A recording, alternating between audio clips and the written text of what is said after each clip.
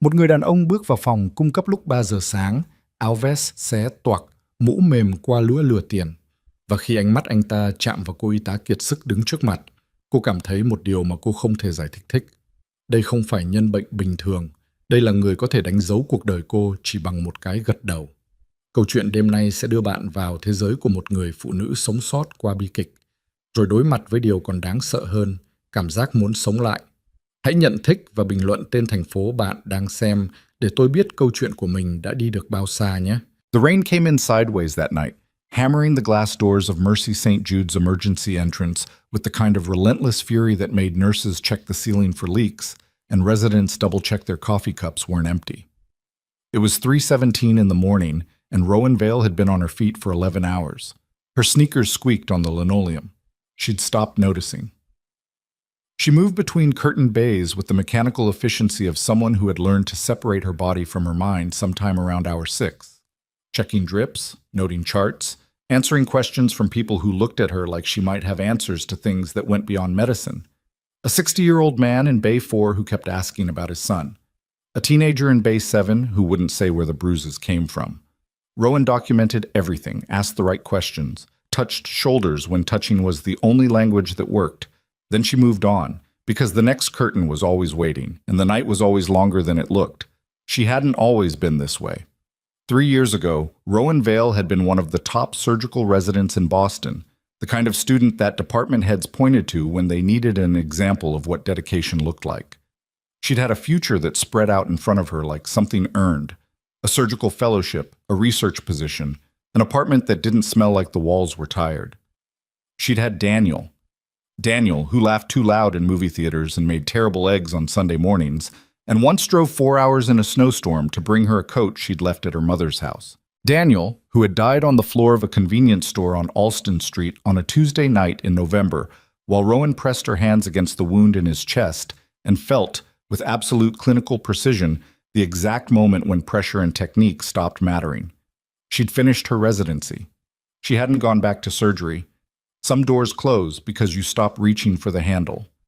Now she worked emergency at Mercy St. Jude, double shifts 3 times a week, taking every overnight the schedule offered because the overnight shifts paid a differential, and her grandmother's assisted care facility didn't reduce its fees for people who were grieving. The debt was not abstract. It was a number she wrote in the margin of her checkbook every month, a number that didn't move as fast as she needed it to. A number that was currently $74,000 and change. Rowan wasn't surviving her life. She was servicing it. She was refilling a medication tray behind the nurse's station when the entrance doors burst open at 3:22 a.m. She heard it before she saw it. Not the doors, but the energy that came through them. A pressure change, like the room inhaled. The 2 security guards at the desk both stood up at the same time, and that was unusual enough to make Rowan look. 3 men came in fast. The 2 flanking were big, suited, moving with the low-shouldered tension of people accustomed to being the most dangerous thing in any given space. They swept the waiting area with their eyes before their feet had fully cleared the entrance, a habit that wasn't security work. It was something older and more fundamental than that. The man between them was the one Rowan couldn't look away from. Tall, dark overcoat over what had once been an expensive suit, the jacket hanging open, the white dress shirt beneath it soaked dark from the ribs downward. His face was controlled in a way that looked effortful, jaw set, eyes forward, breathing through his nose in the measured cadence of someone managing pain by deciding it didn't have authority over him. He was pale beneath a natural olive complexion. He was bleeding significantly. He also looked, when his eyes moved to Rowan, like a man who had already assessed everything in the room and made his decisions about all of it. She stepped out from behind the station before she made the conscious choice to do it. "I need a room," one of the flanking men said. He wasn't talking to the guards.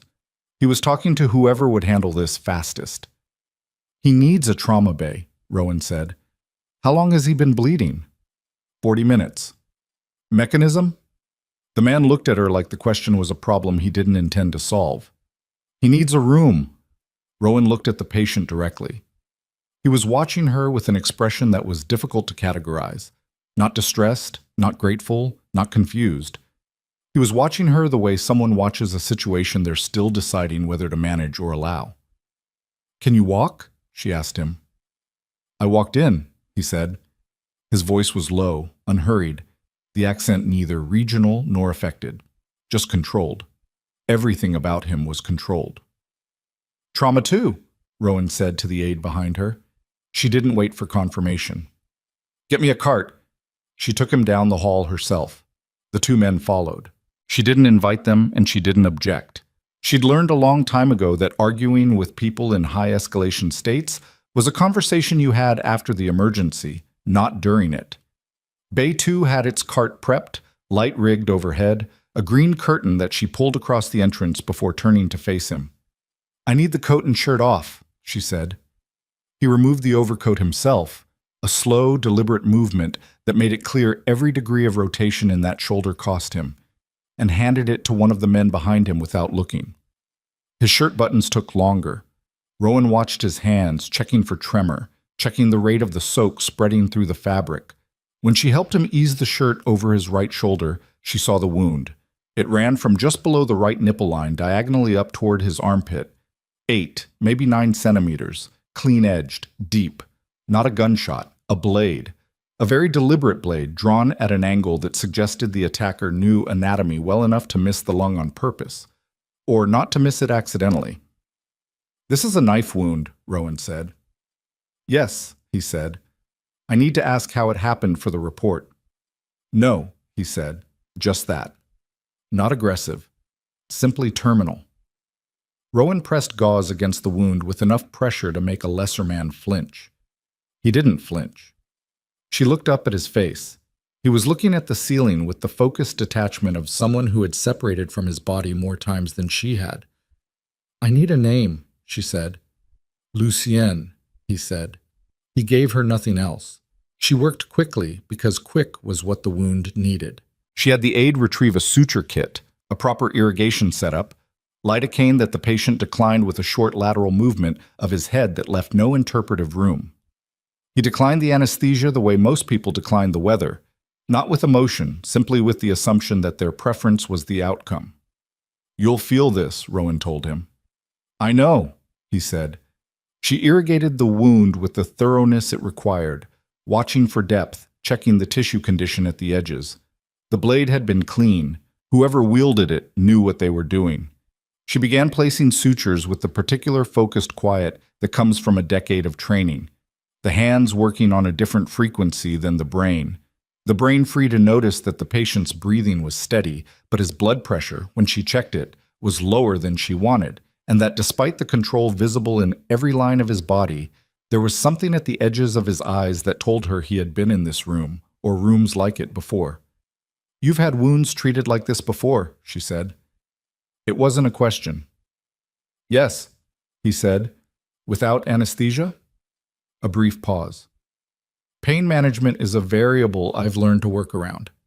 That's not what I asked. He looked at her then, fully, directly, and the quality of the attention was startling. Not many people looked at Rowan Vale like she was worth the full allocation of their focus. Most people in pain looked past nurses, through them, toward whatever outcome they were waiting for. Lucien looked at her like she was a document he was reading carefully, taking his time with the parts that mattered. No, he said. I suppose it wasn't. She tied off the 4th suture and moved to the 5th without responding. His ribs expanded and contracted beneath her hands in a rhythm that was genuinely impressive for someone with a freshly lacerated intercostal region. Your hands are shaking, he said. I've been working for 11 hours. Does that bother you? My hands or the 11 hours? Either. Rowan placed the 6th suture, pulled thread, cut. Neither is your concern. She heard something in the silence after that. Not quite a sound, more of a shift in atmospheric pressure. Like whatever he was, it had registered her answer and found it worth keeping. She dressed the wound. She gave him antibiotics in an IV she'd placed without asking permission, because the wound's depth made it non-negotiable, and she'd watched him assess her enough times to understand he would accept competence even when he rejected consultation. His blood pressure came up 4 points in 20 minutes. She wrote it in the chart. She was already aware no one was going to file with the police department tonight. Somewhere between the IV placement and the blood pressure check, Rowan became aware of the particular quality of silence coming from behind the curtain. She'd worked enough trauma shifts to know the difference between the silence of waiting rooms and the silence of men doing protective surveillance. The two men outside the bay weren't security guards. They were something her body understood before her brain finished categorizing it. The patient lying on her gurney was not a wealthy man who had been in a fight. He was something else, something that had edges she couldn't see the full shape of yet. She finished her documentation and straightened. You're going to need a follow-up in 48 hours for the suture line. The infection risk with this depth is significant. If you develop fever above 101, the wound needs to be assessed immediately. Understood, he said. That means by a physician, not by someone stitching you without anesthesia in a parking structure. Something moved at the corner of his mouth. Not quite a smile, the technical possibility of one. He sat up slowly. Reached into the interior pocket of the overcoat, one of his men passed through the curtain, withdrew an envelope and held it toward her. Rowan looked at it, looked at him. That's not how billing works, she said. It's not for billing, he said. I can't accept that. You've been on your feet for 11 hours in shoes that need replacing, treating patients you can't fix with resources that aren't sufficient in a hospital that is underfunding this department by a significant margin. He set the envelope on the edge of the gurney beside him. It isn't charity, it's proportion. Rowan didn't pick it up.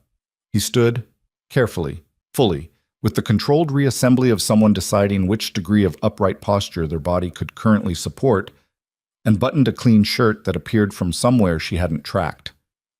His overcoat went back over his shoulders. He looked, when he was dressed, like someone whose violence belonged to a world she didn't have access to. At the curtain he paused. He looked back at her with that same full allocation attention, and for a moment Rowan felt something she hadn't felt in 3 years, the specific, unwelcome sensation of being truly seen by someone. You look like someone surviving instead of living, he said. It wasn't an observation offered with pity. It wasn't cruel. It was simply accurate, and the accuracy of it landed somewhere beneath her sternum and stayed there after the curtain swung closed and the sound of his departure, efficient, quiet, leaving no trace, faded into the ambient noise of the hospital night. Rowan stood in the empty bay for a moment longer than she needed to. Then she picked up the envelope. She told herself she'd return it. She told herself she'd figure out how. She tucked it into her scrub pocket and went back to the floor. And the night continued the way nights do, indifferent to what had just changed inside her. She found out what was in the envelope on the walk to her car at 6:45 that morning. Standing in the cold concrete of the parking structure with rain dripping through the open levels, she opened it in the gray light and counted $50 bills until she reached the number that made her stop breathing for a moment. $4,000. Rowan stood there with the money in both hands and the rain hitting her shoulders and thought about her grandmother's facility payment due in 9 days, the auto debit for her student loan hitting in 12, the leak under her kitchen sink that a plumber had quoted at $380 and she'd been patching with towels for 3 weeks. She thought about what it meant to accept money from a man she couldn't name in any documentation. She thought about what it meant to need it badly enough that she was standing here counting it instead of walking back inside to give it back. She put it in her bag and drove home. The black SUV was parked across from her building's entrance. She noticed it because it was running in a no-parking zone at 7 in the morning with no one visibly inside and the windows tinted dark enough to be incongruous. She noticed it because she'd been a woman living alone in a city long enough to notice things that didn't fit the frame. She told herself it was coincidence. She took her elevator to the 4th floor, let herself into the apartment that smelled like the radiator needed bleeding and the coffee she'd left in the pot 2 days ago, and showered until the hot water ran out. She slept 4 hours. When she woke to her alarm at 2 in the afternoon, she walked to her window and looked down at the street. The SUV was still there. A different one, she thought, and then felt cold when she realized she wasn't sure and didn't know how to be sure, and that the distinction suddenly felt like the most important thing in the world. Her phone buzzed on the nightstand. Unknown number. She answered it because in 11 years of nursing, she'd learned that unknown numbers sometimes meant something had happened to someone she was responsible for, and you answered those calls even when your chest felt like it was doing something it wasn't supposed to do. "Ms. Vale," said a voice she recognized immediately, not because she'd heard it enough times to memorize it, but because it was not a voice that required multiple exposures. I owe you an explanation. Rowan stood at her window with the phone against her ear and the SUV in her peripheral vision and the $4,000 in an envelope on her kitchen counter, and felt the very specific, very unpleasant sensation of understanding that she had already crossed a threshold she hadn't chosen to approach. "Who gave you my number?" she said. "That's a smaller question than the ones you should be asking," Lucy Yen said. "Who are you?" A pause. Outside, a pigeon landed on the windowsill, looked at her with its red-rimmed eye, and departed. "Someone who needs you to listen carefully," he said, "and then decide whether you're going to make a decision that most people in your position would make very badly." Rowan's hand tightened on the phone. "What decision?" she said. "Whether you're going to get in the car," he said, "or whether you're going to wait for the men watching your building to be replaced by people I don't control." The cold settled into her fully then. Not the shock cold of surprise, but the slower, deeper cold of understanding arriving. She looked at the SUV. She looked at the envelope on her counter. She thought about the way he had looked at her. Not like a man who wanted something from her, but like a man who already knew something about her that she hadn't decided to share. "If I get in that car," she said, "you tell me everything." Another pause, longer this time. "More than you'll want to know," he said. "But yes." Rowan Vale stood in her apartment that smelled like loneliness and a leaking sink and 3 years of choosing survival over anything else, and made the decision that would detonate the careful wreckage of the life she'd built. She picked up her medical bag. She walked out the door. The SUV smelled like leather and something chemical, gun oil, maybe, or the particular antiseptic used on surfaces that needed to stay clean for reasons that had nothing to do with hygiene.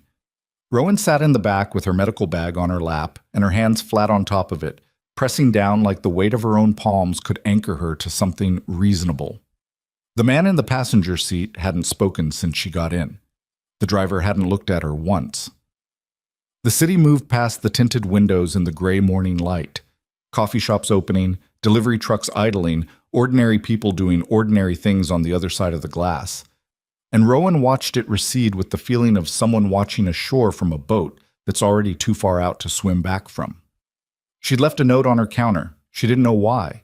It said, "Going out. Back tonight." She'd addressed it to no one because there was no one to address it to, and the fact of that, the small, flat fact of her own solitude, had hit her harder than it usually did as she pulled the door shut behind her. The drive took 47 minutes.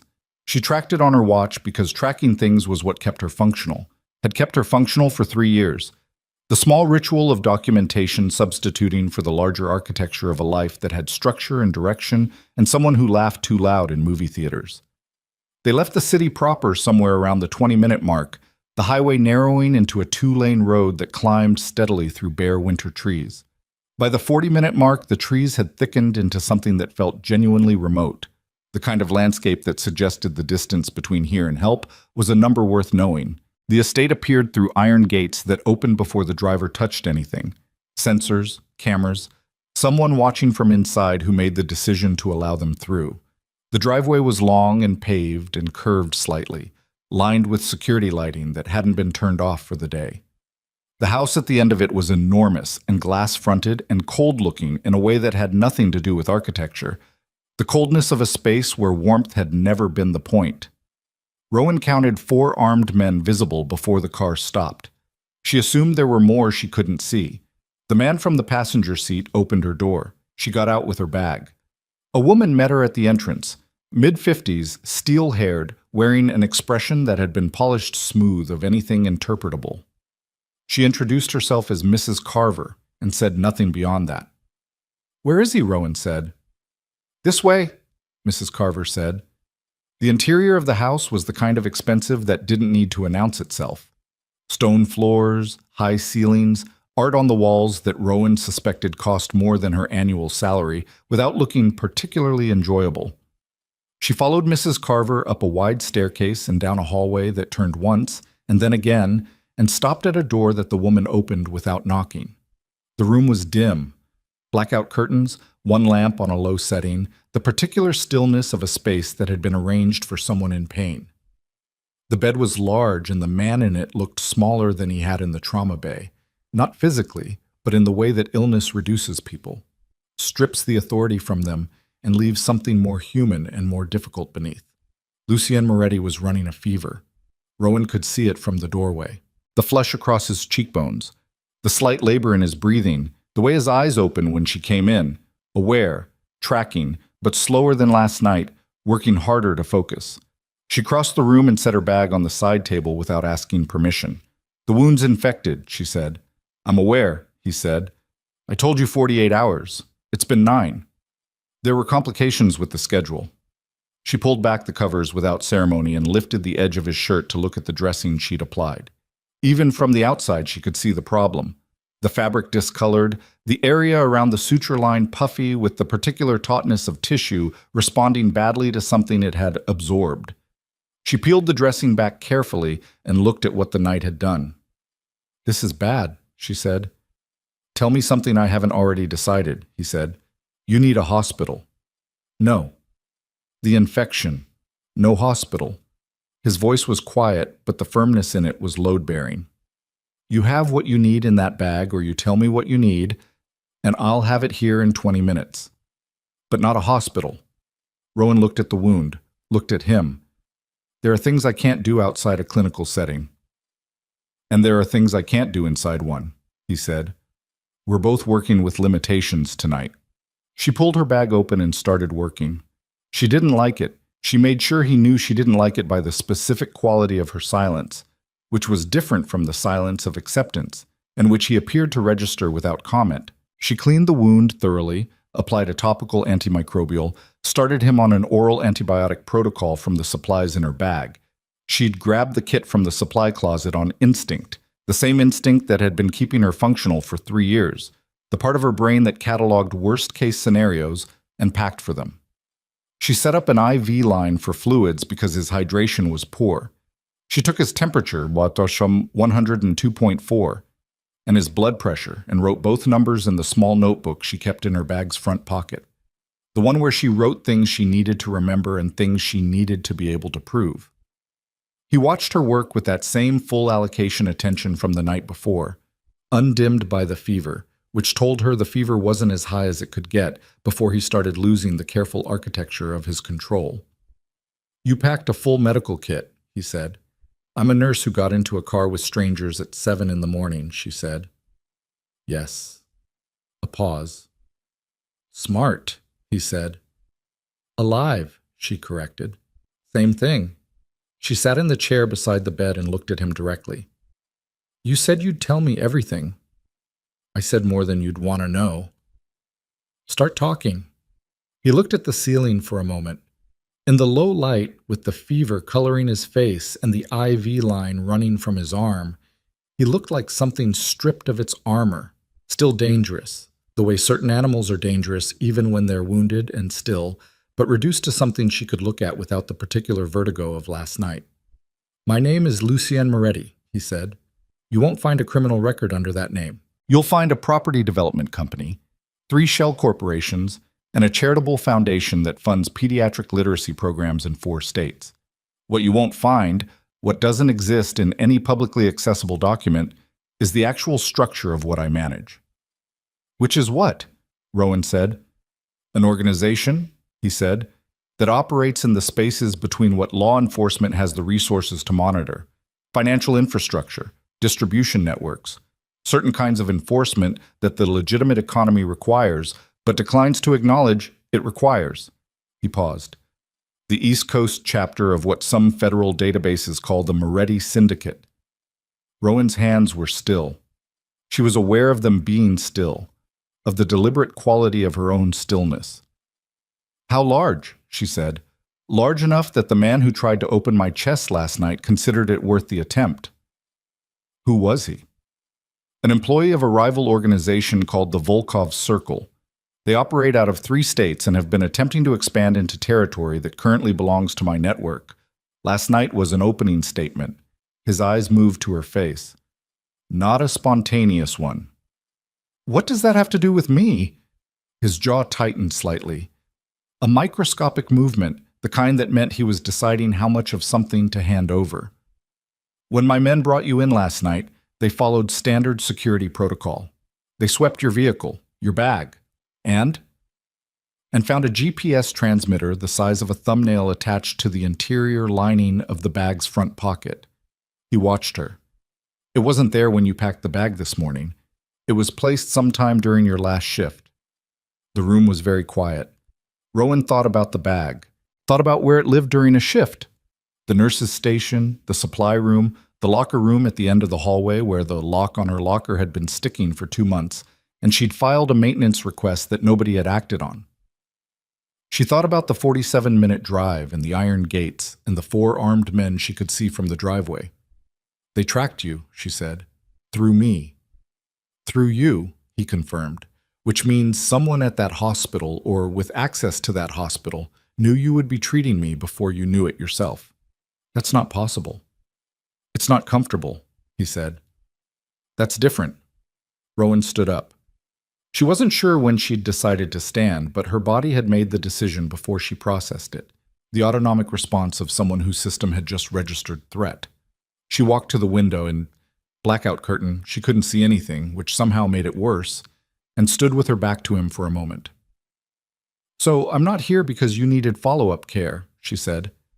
You're here because you're safer here than in your apartment for the next 72 hours while my people trace the device and identify how far the Volkov network has penetrated your hospital. You kidnapped me. I invited you into a car with armed men watching my building for your protection. That's what people say when they want the word kidnapping to sound like something else. She turned around. He was watching her with the fever-flushed focus of a man who had decided to let her have the anger because he'd already calculated that it was going to happen and there was no efficient alternative to allowing it. My grandmother has a care payment due in 9 days. I have a shift at Mercy St. Jude in 16 hours. The payment will be made, he said. She stopped. I have your grandmother's facility information, he said. The payment will go through before the due date. Your shift. You'll call in sick, which you have not done in 14 months, which your supervisor will find unusual but not actionable. His voice was patient in a way that suggested he'd already walked through all of this, the same way he'd walked through every variable in every room, already 3 steps ahead and waiting for the conversation to arrive. I'm not asking you to disappear. I'm asking you to stay inside a secure location for 72 hours while a problem that involves you through no choice of your own gets resolved. And then what? And then you go back to your life. My life, she said, which now includes knowing that the head of an organized crime syndicate knows my grandmother's account number. Something crossed his face. It wasn't guilt. She didn't think guilt was a territory he visited often, but it was close to acknowledgement, the specific acknowledgement of a man who understood that the collateral effects of the way he moved through the world were not abstract. Yes, he said simply, that's accurate. Rowan sat back down in the chair. Not because she felt better, because her legs were tired and her anger needed somewhere stable to operate from. Tell me about the Volkov Circle, she said. He told her. He spoke for 40 minutes, pausing only when a fresh wave of fever made his breathing labor slightly, and she made him drink from the water glass on the nightstand, which he did without objecting, which told her more about how bad he felt than anything else had. He spoke about the Volkov Circle the way someone speaks about a weather pattern, with precision, without dramatics, tracking its movements and its pressure points, and the specific ways in which it had been escalating for the past 18 months. He spoke about his own organization the same way, not with pride, not with apology, with the flat descriptive accuracy of a man explaining the structure of something he'd built and lived inside long enough to know every load-bearing wall. His parents had been killed when he was 11. He mentioned it the way someone mentions a fact about the geography of a place they grew up in, present in the landscape, formative, no longer raw. His father had been the previous head of the Moretti operation. The men who killed him had been allies. Internal. People who'd calculated that the transition of power was an opportunity and been wrong, terminally, because they hadn't accounted for what an 11-year-old boy growing up in the structure of that world would become when he had sufficient time and sufficient motivation. You built all of this to avenge them, Rowan said. I built all of this because it was what I knew how to do, he said. Revenge was an early motivation. It stopped being sufficient a long time ago. What replaced it? He looked at her. The fever had climbed slightly. She could see it in the increased flush, hear it in the slight roughness that had entered his breathing over the last 20 minutes. Control, he said. The absence of the feeling I had at 11 years old, which was the feeling of having no control over what happened to the people I couldn't protect. Rowan was quiet. That's not a justification, he said. I know, she said. I wasn't going to offer you one. He looked at her with something that shifted slightly in his expression, a fractional recalibration, like a man who'd made an assumption about what came next and found it didn't hold. You're not afraid of me, he said. I work emergency overnight at a city hospital, she said. I've had patients try to take swings at me, patients threaten my family, patients come in with wounds they made themselves. Fear is a resource I allocate carefully. She checked his IV line. Right now you have a fever of 102 and you're on fluids in your own bed with 2 of my sutures doing the structural work. You're not the most immediately threatening thing in my professional week. He was quiet for a long moment. Your fiancé, he said. She went still. Daniel Reyes, Lucian said. November 14th, 3 years ago. I'm not... He stopped, and the pause was unusually unguarded for him. I had you looked into before my men brought you here. I wanted to know who was going to be inside this house. His eyes were steady on her face. I'm not raising it to use it. I'm raising it because you said fear is a resource, and I recognize the specific quality of the calm you carry, and I know where it comes from, because I carry a version of the same thing. Rowan's hands were very still in her lap. Don't, she said. Her voice was level. Don't do that. Do what? Use a dead man to make me feel like we have something in common. She looked at him directly. We don't have something in common. You build empires out of violence. He died because of it. Those aren't comparable losses. The silence afterward was different from the other silences. Heavier. He'd pushed on something real and found it was exactly as structural as it looked, and she could see him registering that, not backing away from it, but giving it the weight it deserved. You're right, he said. She hadn't expected that. I'm sorry, he said, for raising it. She looked at him for a long moment. Then she stood up, checked his temperature again, 102.6, climbing, and adjusted his IV rate. Sleep, she said. The antibiotic needs time. Fever should break by morning if we're managing this right. Stay in the house, he said. It wasn't a request exactly, but it wasn't the command it would have been 24 hours ago either. I don't have anywhere else to go, she said. She meant it as simple fact. She hadn't meant the weight that came with it. The specific gravity of being a woman whose life had contracted to the point where a criminal's fortified estate in the mountains was as legitimate an option as anywhere else. She heard it land that way. She could tell he did too. She left him to sleep and found Mrs. Carver waiting in the hallway, who showed her to a room without being asked. The room had a window that faced the grounds, and Rowan stood at it in the near dark and watched the security lights move and counted the men she could see patrolling the perimeter and tried to build an accurate picture of where she was inside this. She had treated a man she couldn't report. She had accepted money she couldn't account for. She had gotten into a car. She was standing in a room inside a fortress while somewhere in the city a criminal organization had placed a tracking device in her bag, which meant someone who knew her movements, her schedule, her habits. Someone with access to Mercy St. Jude had given that information to people who used human beings as delivery mechanisms for GPS coordinates. Her phone had signal. She checked. 3 bars. She could call the police. She built the scenario out in her mind. The call, the response time, the explanation of the tracking device and the car, and the $4,000 on her kitchen counter, the explanation of why she'd gotten into the vehicle voluntarily, the explanation of what she knew and how she knew it, and what she'd treated and where.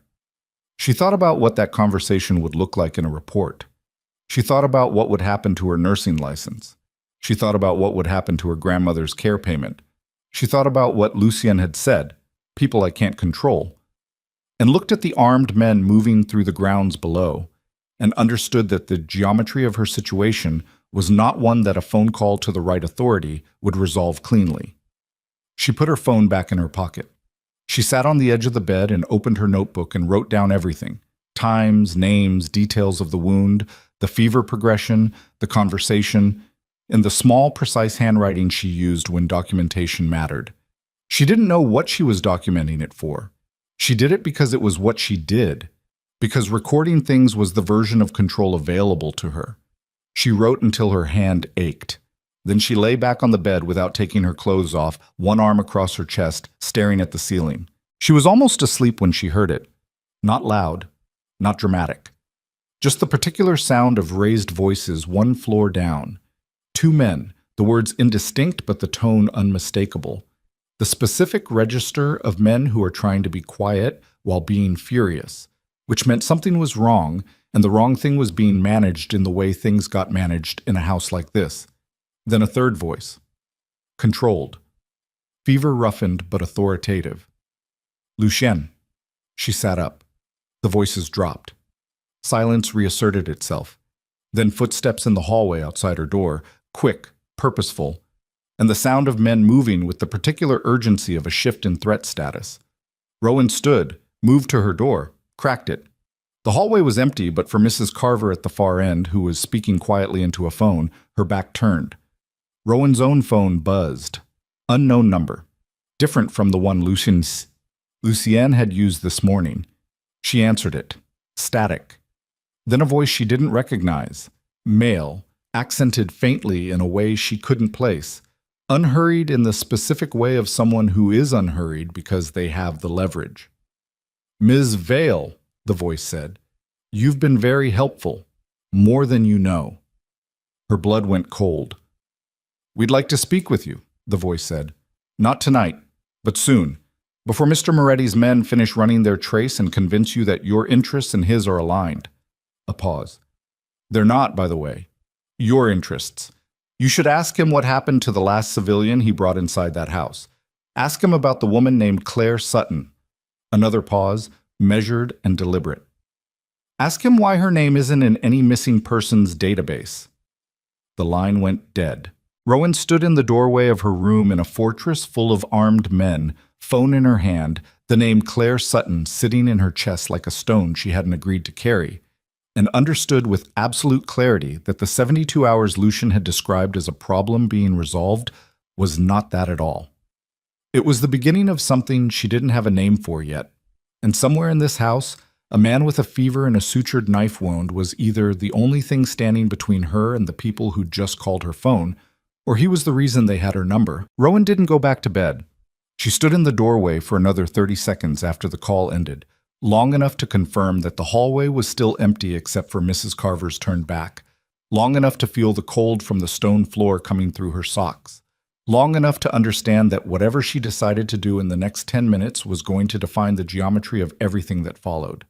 She went downstairs, not because she had a plan, because staying in a room with a dead phone line and a name she didn't know, Claire Sutton, was worse than moving toward whatever was causing the noise she'd heard.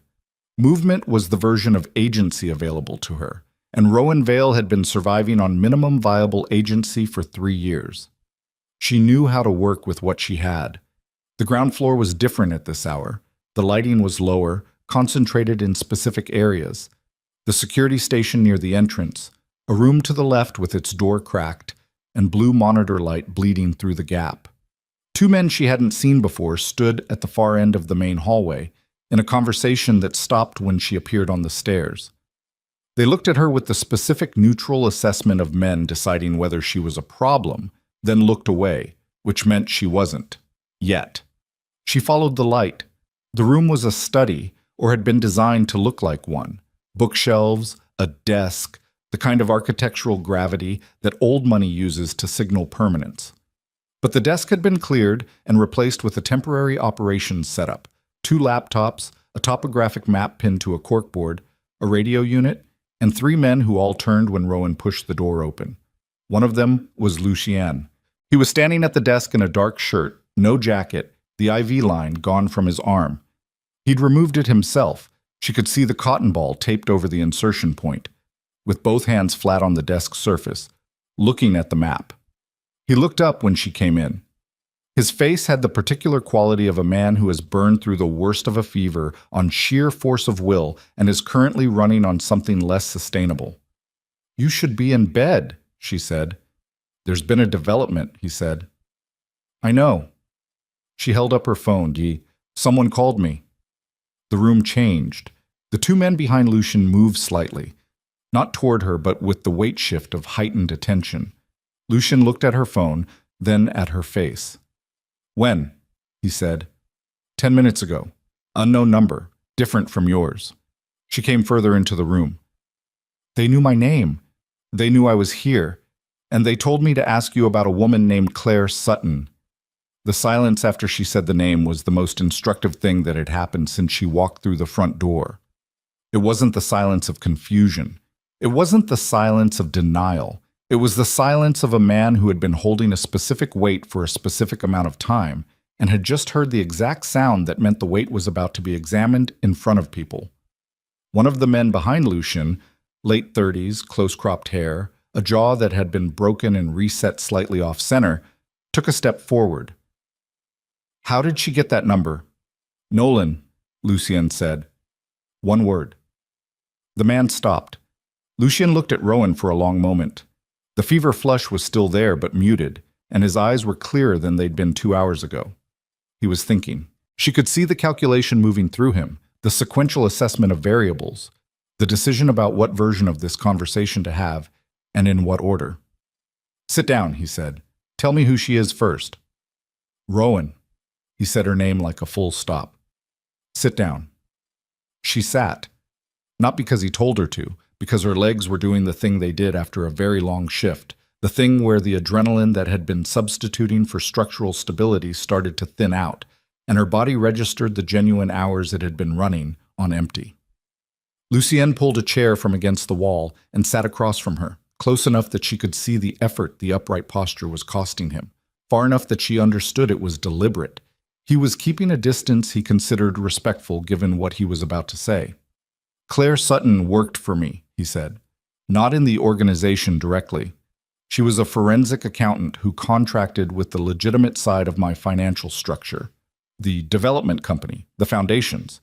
She was brilliant, thorough, and for 14 months completely unknown to anyone outside the immediate circle of people who needed to know she existed." He paused. 8 months ago, I discovered she had been placed inside my operation by the Volkov Circle.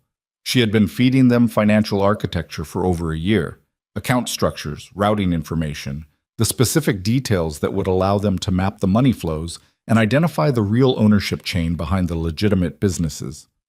Rowan waited. "When I confirmed it," he said, "I confronted her." His voice remained level. The levelness of it was its own kind of information. She admitted everything. She said she'd been coerced, that the Volkov people had leverage on her family, a brother with significant debts to people who collected on those debts in ways that went beyond financial. He looked at his hands for a moment, then back at her. "I believed her. That was a mistake I've had time to assess." "What happened to her?" Rowan said. "She's alive," he said. "She's in a house in Vermont under protective custody. My people, 3 guards, a location that the Volkov Circle has been trying to identify for 8 months without success. Because she knows enough about their financial structure to reduce their operation to rubble if she ever cooperates with federal investigators, which means they need her found and silenced, and I need her alive and undiscovered." "Then why did they use her name to rattle me?" Nolan, the man with the reset jaw, spoke without being invited to. "Because someone in this house told them she was a pressure point." His voice was flat and operational. "Someone here knew that name would land hard on you specifically, which means someone here has been talking to the Volkov people about you since you arrived this morning." The room contracted. Rowan looked at Lucien. He was looking at Nolan with an expression that told her this was the development he'd been standing over the map thinking about when she walked in. "You have an informant in this house?" she said. "We have a problem in this house," Lucien said. "Whether it's an informant or a compromised communication channel or something else is what we're currently determining." He looked at her directly. "The Volkov Circle called your phone. a phone that has been inside this estate for 10 hours, which means either they had your number before you arrived or someone here provided it. How many people knew I was coming? 12, Nolan said. The men who picked you up, the men on gate duty, Mrs. Carver, the three of us, and 2 men on perimeter rotation. Narrow it down, Rowan said. Both men looked at her. The call included information that suggested they knew I was here and why I was here, not just that I existed, she said. Whoever gave them my number also told them I was treating Lucien, that I was a civilian, and that I was someone they could potentially use for leverage. That's not a communication leak. That's a briefed contact. She looked at Nolan. Which of your 12 people had enough context to brief someone else on all 4 of those things? Nolan looked at Lucien. Lucien looked at Rowan with an expression she hadn't seen on him before, something in the vicinity of being surprised, which, on a face that controlled itself as rigorously as his, was visible only as a fractional recalibration around the eyes. 3 people, Nolan said slowly. Myself, Mrs. Carver, and Reyes. Where's Reyes? Perimeter rotation, Nolan said. He rotated out 40 minutes ago. 40 minutes ago, Rowan said, is approximately when I received the call. The silence this time was not like the other silences. It had urgency in it. The compressed urgency of men who are very good at very dangerous things suddenly redirecting those skills toward an internal problem, which is always the worst kind. Lucien stood. The movement cost him, and he let it cost him, which meant the information in this room had overridden his body's current complaints. Find Reyes, he said to Nolan. Don't make noise about it. Nolan left. The third man, Che, younger, dark eyes, who had not spoken once in Rowan's presence, looked at Lucien and received a silent directive she couldn't decode and followed Nolan out. The room was suddenly just the 2 of them, and the map, and the monitor light, and the sound of rain that had returned sometime in the last hour, hitting the high windows without grace. How long has Reyes been with you? Rowan asked. 6 years, Lucien said. He said it the way you say something that used to mean something specific and has just had that meaning retroactively excavated. Does he know about Claire Sutton's location? A pause. He was part of the team that moved her to Vermont. Rowan watched him absorb that. It was not a clean absorption. The lines around his mouth changed slightly, the jaw setting harder, and she recognized the specific reconfiguration of a person who has just understood that something they trusted was designed to look trustworthy. I'm sorry, she said. She meant it. He looked at her like the sympathy was a texture he didn't know how to process. Don't be. This is my failure to have accounted for. You can't account for 6 years of loyalty turning. Yes, he said. You can. That's exactly what you should account for. The flatness in his voice was different now, not the controlled flatness of a man managing an audience, but the specific flatness of a man who is furious in a register too deep for surface expression. I knew Volkov was escalating. I should have run a verification sweep on every person with access to sensitive information weeks ago. I didn't because 6 years felt like sufficient data. His eyes moved to the map. It wasn't. Rowan stood and crossed to the corkboard. The topographic map had marks on it she couldn't fully interpret, locations indicated by pins, lines drawn in 2 colors, a key in small handwriting at the lower corner. She studied it for a moment, trying to read the geography of the situation the way she read a patient's chart, looking for the thing that didn't fit, the number outside the expected range, the detail that changed the interpretation of everything adjacent to it. What was the plan for the next 72 hours, she said. Lucien came to stand beside her, close enough that she was aware of his body heat, still elevated, the fever not fully gone, and pointed at a mark in the city's harbor district.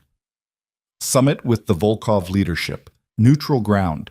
The proposal was mutual withdrawal from the disputed territory, a formal acknowledgement that Rowan Vale was not to be touched, followed, or used as leverage, and a cessation of direct action against my organization for a period sufficient to renegotiate territorial boundaries. A peace meeting, she said. A performance of a peace meeting, he said. The actual outcome was going to depend on whether the Volkov leadership came in good faith or came in prepared to use the summit as an operational opportunity. And now? And now their man inside this house has presumably informed them that we've identified the tracker, that you're here, and that we're running an internal verification sweep. He paused. The summit is compromised before it begins. Whatever they were planning to do with the peace meeting as cover, they've had to accelerate or abandon it. Or they've already moved, Rowan said. He looked at her. Reyes leaves the perimeter rotation 40 minutes ago. Calls start being made. If he's been in contact with them throughout the day, they already know your fever broke. They know I've been treating you. They know your defensive posture inside this house. She turned from the map to face him. They don't need the summit anymore. They have a real-time picture of what's happening inside your operation, and a physician. She stopped, corrected herself. A nurse who can be used to demonstrate that you're vulnerable, that you needed outside help to manage a wound infection, that you're accessible. She looked at him steadily. They're not going to wait for a summit. They're going to move on the house. Lucien looked at her for a long moment. You think like an operator, he said. I think like someone who spent 3 years anticipating what goes wrong, she said. Same skill set, different application. He turned back to the map. She watched him look at it, really look at it, with the focused totality of someone remapping a situation from new information, and then reach for the radio on the desk. He got 3 words into the call before the first explosion hit. It wasn't close. It was close enough. The windows on the north face of the house lit white for a fraction of a second before the sound arrived. A deep concussive thud that came up through the floor as much as through the air, the kind of blast that doesn't announce itself with drama, but with the more serious language of structural vibration. Rowan grabbed the desk edge. Lucien had the radio to his mouth and was already talking, fast and precise, calling for a situation report from the perimeter in a voice that had shed every unnecessary element and become something purely functional. Voices came back through the radio, fragments. Rowan caught perimeter breach, north fence line, 3 vehicles, and then a second explosion, closer this time, and the lights in the study went out. Emergency lighting kicked on in the hallway, red-toned, low, designed for navigation rather than visibility. Lucien's hand found her arm in the dark. Stay with me, he said. It wasn't a request, and she didn't treat it as one. She grabbed her medical bag from where she'd left it near the door. Instinct, the same instinct that had been packing for worst-case scenarios for 3 years, and stayed inside his arm's reach as he moved into the hallway. Men were moving through the house with the particular purposeful velocity of people executing a plan that had been rehearsed. Doors opened and closed. Someone was shouting in the distance outside. The sound cut short in a way that made Rowan's stomach tighten. The radio in Lucien's hand kept producing fragments of information. Positions, numbers, status updates delivered in the clipped shorthand of people under direct threat. He pulled her into a room off the main hallway. A utility space, she thought, from the smell of it, mechanical systems, and closed the door. Talk to me, she said in the dark. 3 vehicles breached the north perimeter. Armed team, number unclear. My men are in position, but the breach point was where Reyes was stationed, which means the fence at that section was either unlocked or the patrol pattern was fed to them in advance. Where's Reyes now? Unknown. What's the play? He was quiet for a moment. She could hear him breathing, slightly accelerated, not panicked, the breathing of someone whose system was running hard and managing it. We get you to the secondary location. There's a vehicle in the east garage, route pre-planned through the service road that bypasses the main drive. My men hold the north and west sides long enough to give us a window. And you? I go with you. You have a sutured wound and a fever that broke 4 hours ago, she said. Your body is not... Rowan, his voice in the dark was quiet and absolute. I'm aware of my body's current status. I need you to make a decision about whether you're going to argue with me about it while armed men are moving through my property, or whether you're going to move. She moved. The east garage was 60 feet from the utility room through a connecting corridor that smelled like stone and motor oil. They went fast. Lucien slightly ahead, Rowan's hand in contact with his jacket so she could follow his movements in the dark, her bag across her body. She counted the seconds between sounds, the distant percussions of whatever was happening on the north side of the estate. The house had swallowed the chaos into its thick walls and was processing it as a series of muffled reports, rather than the immediate violence she knew it was. The garage held 4 vehicles. Lucienne went directly to the third, black, nondescript, already backed in toward the exit door in the deliberate preparation of someone who'd established this contingency before needing it. The man waiting beside it was Nolan. Rowan exhaled. Reyes? Lucian said. East Garden, Nolan said. He drew on Carver when she cornered him near the service entrance. She's fine. He's contained. The word carried a specific weight she didn't examine. Who let the vehicles in? He'd disarmed the north sensor array at some point during his rotation. We don't know when. Nolan looked past Lucian to Rowan. They knew exactly where to breach. How many on the assault team, Lucian said. My people count 8, possibly 10. They're not moving like they expect to find resistance. They're moving like they expect to find a specific room with a specific person in it. Nolan looked at Rowan again when he said it. Rowan understood. They were looking for her. Not primarily for Lucienne, for her. Because a nurse pulled from her apartment and driven to a fortified estate was leverage, was proof of vulnerability, was a story that could be told about the Moretti Syndicate's leadership that would reframe power dynamics in ways that bullets alone couldn't achieve. She was the headline of whatever operation this was. Get in the car, Lucian said to her. She got in. Nolan took the wheel. Lucienne took the passenger seat, the radio still in his hand, and began coordinating the counterposition of his men with the focused efficiency of someone who had run contingencies for exactly this scenario, except for the part where his most trusted lieutenant of 6 years had spent an unknown portion of that time making all of it possible for the other side. The garage door opened. The service road was dark and wet and curved east through a stand of trees before connecting to an unmarked road that Rowan had not seen on the approach. Nolan drove without headlights for the first quarter mile, navigating by memory or GPS or both. Rowan sat in the back with her medical bag and looked through the rear window at the estate. From here she could see what the walls had been muffling, light moving in wrong ways across the north face of the building, the specific cold blue-white of tactical flashlights sweeping in patterns that meant a search in progress. Her phone buzzed. She looked at it. The same unknown number from an hour ago. She showed the screen to Lucian. He looked at it, looked at her. Don't answer it. She answered it. Miss Vale. The same voice. Unhurried. I see you've left the building. Smart. Although I suspect you didn't leave alone, which is less smart. A pause. You've been told that Reyes was our man. That's true, as far as it goes.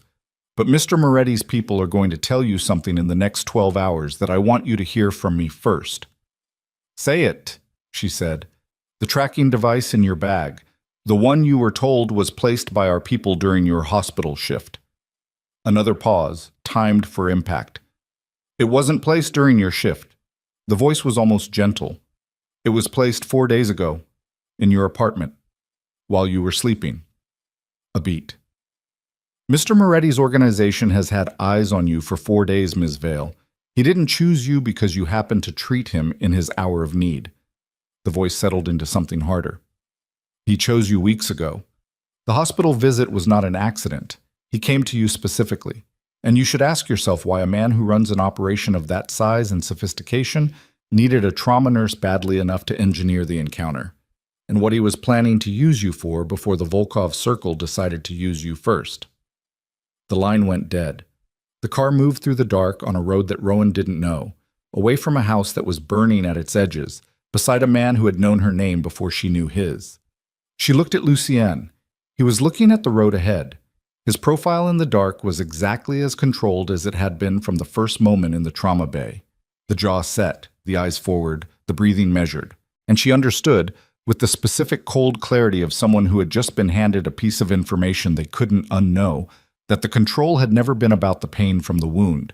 It had always been about managing what she knew and when she knew it. 4 days, she said. The muscle in his jaw moved. Look at me, she said. He turned. In the dark of the back seat, their faces were close, and the emergency lighting from the dashboard gave her just enough to read him by. Enough to see that the thing in his expression was not the flat refusal of a man with nothing to answer for, but the harder, more specific look of a man who has an answer he doesn't want to give yet, because the order in which he gives it matters, and he hasn't finished calculating what order that should be. Which was, in its own way, the worst possible answer she could have received. "Tell me," she said, "that the device in my apartment wasn't yours." The car moved through the dark. Rain hit the windshield. Nolan drove and said nothing, which was a kind of answer too.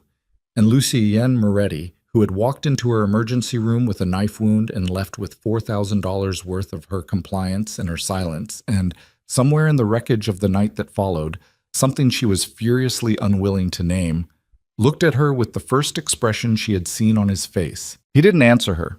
That was the answer. Rowan turned away from him and looked at the road through the windshield. The dark two-lane cutting through bare trees, rain coming down in sheets now, the headlights finally on and pushing a pale wedge through the black, and did what she had trained herself to do when a situation exceeded its containment. She breathed, she catalogued. She did not allow the feeling to overtake the function. The feeling was considerable. Betrayal has a specific physical signature. She knew it from the inside. Had known it since the night Daniel died, when the betrayal was not personal but cosmic, the universe failing to hold up its end of an unspoken agreement about how things were supposed to go for people who worked hard and loved well and showed up. That betrayal had lived in her chest as a specific weight for 3 years. What she was feeling now was different in origin but identical in location. The same sternum deep cold, the same sensation of footing disappearing. She had gotten into a car because she'd believed she was making a rational assessment of risk. She had stayed in a house because she'd believed the information she was given. She had sat beside a man's bed for 6 hours and argued with him and felt something she wasn't finished examining, and none of that, not 1 hour of it, had been accidental. She had been chosen. Before the emergency room, before the knife wound, before any of it, she needed to know why. "Nolan," she said. Nolan's eyes moved to the rearview mirror. "Keep driving," she said. "Don't stop regardless of what happens in this seat." She turned back to Lucien. "Talk. Now. All of it." Lucien looked at her for a moment, assessing, as he always was, the order and presentation of what he was about to hand over. She watched him make the decision to stop calculating and simply speak. "8 weeks ago," he said, "I received intelligence that the Volkov Circle was planning an operation targeting someone in proximity to my organization, not a direct associate, not someone with operational knowledge, but someone with a profile that could be used for leverage. Medical professional, single, financially stressed, no immediate family in close contact, someone who could be approached, pressured, or placed in a compromising position that would then be used to make demands on me."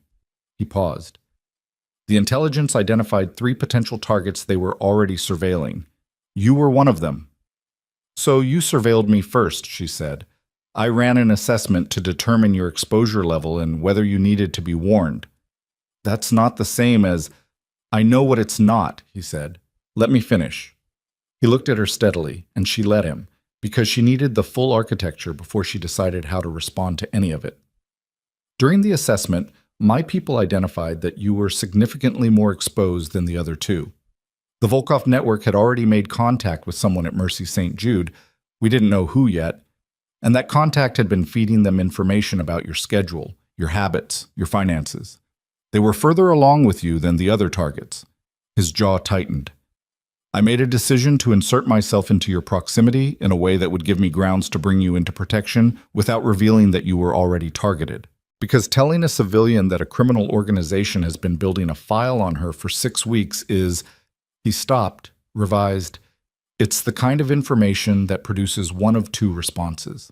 Either the person goes to law enforcement, which puts both of them in a worse position, or the person goes to ground in ways that are unpredictable and increase their vulnerability. So you staged the hospital visit," she said. "The wound was real," he said. "The choice of hospital was not accidental. The $4,000. A way of establishing contact that gave you agency, something you could accept or reject, something that would make you curious rather than frightened. The phone call this morning. The SUVs outside your building were mine," he said. "The call was to give you a choice about the car." Rowan laughed. It came out short and not particularly amused. "That wasn't a choice. You had men watching my building and told me the alternative was people you didn't control. Both things were true. But you waited the information. Yes, he said, simply, without dress. She looked at him. The rain was loud on the roof of the car, and Nolan was a silent presence up front, and the dark outside the windows was the particular dark of distance from anything she recognized. What were you planning to use me for? She said, before Volkov moved first. Protection, he said. Not like this. A sanctioned arrangement. A formal agreement to provide security for you and your grandmother in exchange for medical availability if needed. Off the books, structured as a private contract, with enough separation that you could have declined any specific request. He paused. I was going to present it honestly. I was going to tell you what I was, what the threat against you was, and what I was offering in exchange. When? After establishing enough trust that you'd hear the full proposal before making a decision. And the 4 days. A beat. The device in your apartment was placed to confirm that the Volkov network hadn't already accessed your space. It was a sweep, not a surveillance installation. My people were looking for their equipment, not installing their own. But it was your people in my apartment, she said, while I was sleeping. Yes. The words sat between them. Rowan turned forward again, breathed, counted the trees going past in the headlights, the way she'd counted suture placements, the way she counted everything when counting was the only scaffolding available. I need to think, she said. We have approximately 9 minutes before we reach the secondary location, he said. Think fast. She almost laughed again. Didn't. The secondary location turned out to be a boathouse on the far side of a private lake, utilitarian, low profile, the kind of structure designed to not be what it looked like from the outside. Inside, it was a functioning operations space, generators, communication equipment, weapons storage that Rowan cataloged without reacting to, 4 men already present who came to attention when Lucien entered. He was pale. She could see it in the generator light, the fever pale beneath the cold, the slight alteration in his gait that told her the wound was communicating with him more loudly than he was communicating back. He'd torn something getting out of the car. She'd seen the brief arrest in his movement when his right side took weight, and the cotton ball on his arm had bled through from the removed IV. He stood in the center of the space and began receiving reports from the 4 men, and Rowan stood at the perimeter and watched him run a counter-operation against people who had just attacked his home while managing a healing knife wound and a residual fever, and she held both things in her head simultaneously. The man who had put people in her apartment without her consent, and the man who had genuinely, by every available evidence, been trying to keep her alive before she knew she needed keeping. She wasn't ready to reconcile them. She didn't have time. The summit, she said from across the room. Lucien looked over. They compromised the summit before it happened, she said. But they still need one. They need a visible resolution, some kind of documented event that establishes new territorial boundaries, or they're going to keep sending teams into your properties and the escalation becomes a full war. She crossed the room, stepping around equipment cases, until she was close enough to speak at a volume that didn't include everyone. Reyes is contained. The assault team at the estate is being handled, but the Volkov leadership is still operational, and they're still ahead of you on the information curve. They know everything Reyes knew, which means they know this location is a possibility. We'll be moving again within the hour, Lucien said. That's reactive, she said. You move, they adjust. You move again, they adjust again. You're spending resources on mobility while they're spending resources on positioning. She looked at the map one of the men had pinned to the wall, a different map, the city, the harbor district marked with the same kind of pins she'd seen at the estate. You need to set the terms, not wait for them to set them. Nolan was listening now. The other men were listening without looking like they were listening, which was its own kind of tell. You're describing the summit, Lucien said. I'm describing a summit you control the conditions of, she said. Not one you agree to and then walk into hoping for good faith. One where you arrive already knowing what's in the room. We don't have sufficient intelligence on their current position to— You have me, she said. Silence. They called my phone twice, she said. They're trying to turn me. That means they think I'm turnable. That what I know about the device in my apartment is enough to make me willing to cooperate with them against you. She looked at him steadily. Let them think they're right. The look that came over his face was complicated. It moved through several things in quick succession: calculation, objection, something that was not quite protectiveness but functioned like it, before settling on the specific expression of a man whose professional instincts are telling him one thing and some newer, less categorized instinct is telling him something else. "No," he said. "It's the best operational option, and you know it. You're not trained for—" "I spent 3 years surviving a life that tried to kill me slowly," she said. "I know how to perform a version of myself that isn't scared. I do it every night shift." She kept her eyes on his. "Call them back. Tell them I want to meet. Tell them I have information about your condition, your current location, your defensive posture. Give them something real enough to be convincing and wrong enough to be useless. And when they come to the meeting thinking they have a source inside your circle, they'll bring leadership," Nolan said from behind her. She turned. He was looking at the map. "The Volkov leadership doesn't make direct contact for asset management," Nolan said slowly. "But if they think they've turned someone with genuine proximity to Lucian, real-time medical access, location awareness, they send someone senior to handle the handoff personally." He looked at Lucian. "It's the same protocol they used with Reyes. Senior contact, in person, to verify the asset is real before bringing them fully into the network. We get a senior Volkov presence at a location we choose," Lucien said. His voice had gone very quiet. "And you end this in one meeting instead of 6 months of attrition," Rowan said. The room was quiet except for the rain on the boathouse roof and the low hum of the generators. Lucien looked at her for a long time. She watched him work through every angle of it: the operational logic, which was sound, the risk profile, which was significant, and whatever the third thing was that kept pulling his jaw tight and putting a specific quality into the silence before he spoke. "If anything goes wrong," he started. "Things went wrong when I picked up a shift at a hospital that someone had already turned," she said. "I'm already inside the wrong. The question is whether being inside it serves something or just costs something." She picked up her medical bag from where she'd set it on an equipment case. "Call them." He called them. The conversation lasted 4 minutes. Rowan stood close enough to hear both sides. The same accented voice from her phone, now speaking to Lucian directly with the careful neutrality of a man who has learned that emotional flatness is a professional asset, confirming that yes, a meeting between Ms. Valet and a Volkov representative could be arranged, that they had been hoping for exactly this kind of communication, that perhaps Mr. Moretti should know that his nurse had displayed more practical intelligence than most of his lieutenants. Lucien's voice through the call was controlled and calibrated, just enough concession in it to read as a man accepting terms he disliked, not enough to read as a man setting a trap. The location was the abandoned Callaway Opera House in the Harbor District. The Volkov voice suggested it. Lucien accepted it after a pause timed to signal reluctant agreement. The meeting was set for 2 hours out. When the call ended, Nolan immediately began moving.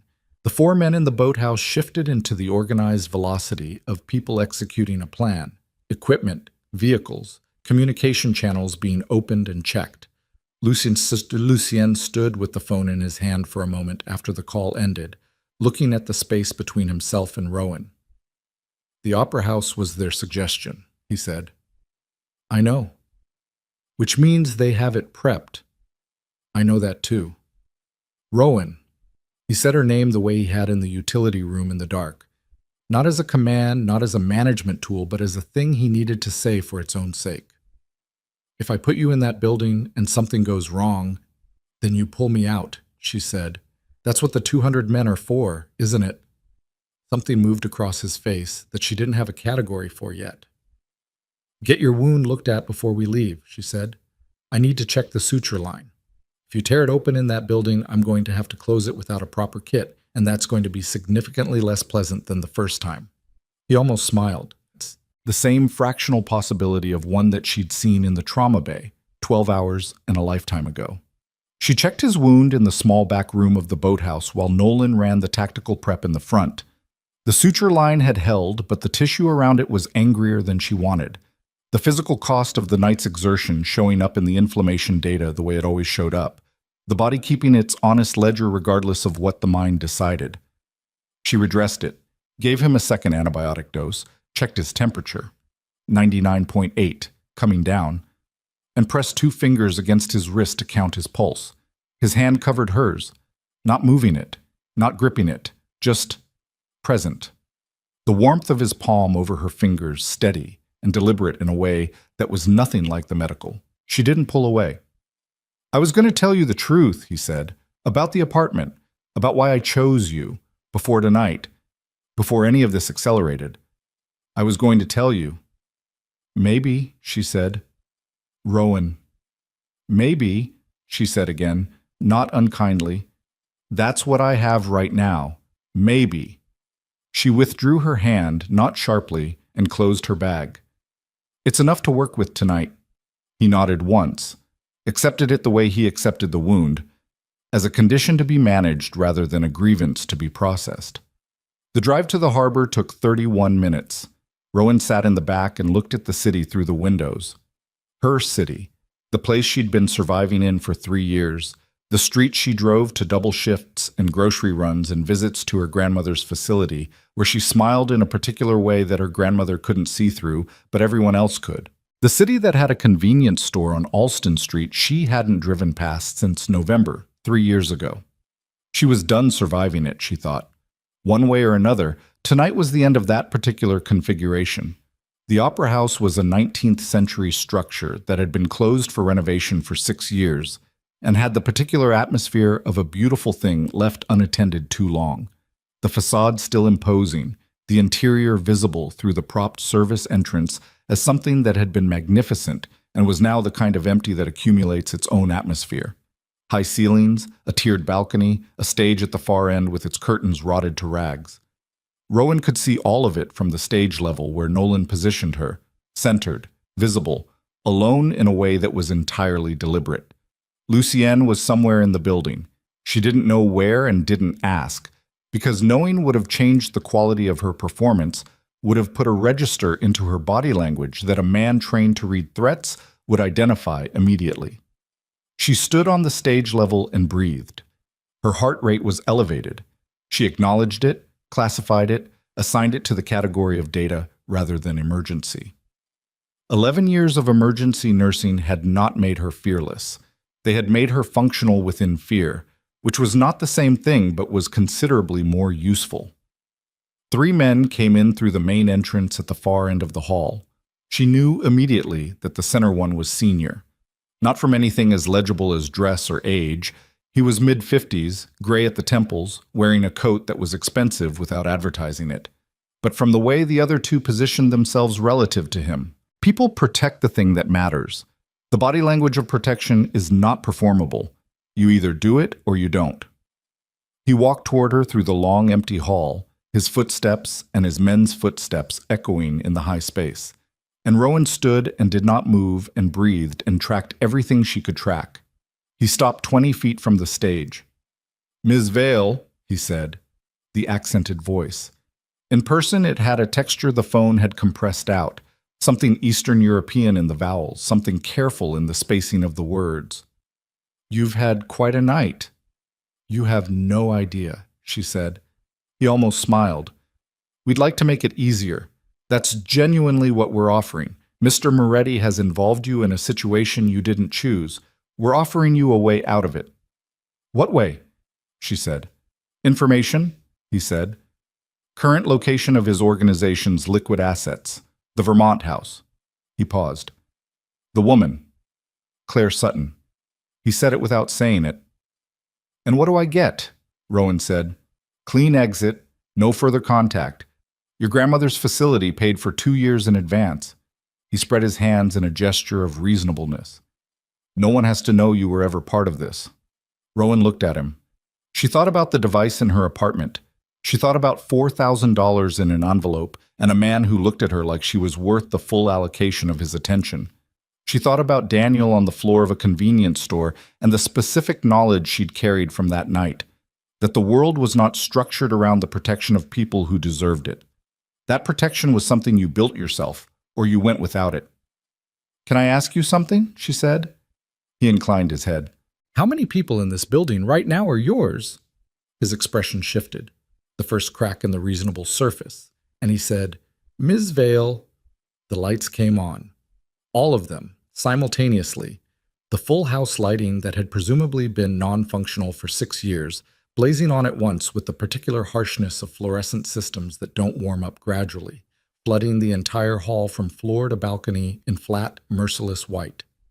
In the balcony above them, Rowan could see Lucy's men, 8 of them, visible and positioned, each with clear sight lines to the hall floor. From the wings on both sides of the stage, 4 more. From the entrance behind the 3 Volkov men, the sound of the door they'd come through being secured. The 2 flanking men reached for weapons. Nolan's voice came from the balcony, loud and even. "Don't!" They didn't. The senior man stood very still. He was looking at Rowan with an expression that had moved past the crack in the surface into something that lived beneath it. Not panic, but the recalibration of a man who has just understood that he is standing in a room where the geometry is entirely wrong for him. 16-3 is a conversation I'd like to avoid. Lucien's voice came from the left wing, and then he was visible, walking onto the stage level with the controlled deliberateness of a man who had rehearsed this entrance and was not going to let a knife wound and a night's worth of fever make it anything less than what it needed to be. He came to stand beside Rowan. She felt him beside her, the warmth from his body, the slight elevation in his breathing that only she was close enough to read, the cost of the walk, and the posture and the performance of absolute composure that he was paying for in the physical currency of a body that was not fully healed. The senior Volkov man looked at Lucien, looked at Rowan, looked at Lucien again. "Victor Sorel," Lucien said, "you came yourself." "I wanted to see what she was," Sorel said. He meant Rowan. The way he said it, what she was rather than who, made something tighten in her jaw. "She's the reason you're standing in a room on my terms instead of yours," Lucien said. "Adjust accordingly." Sorel adjusted.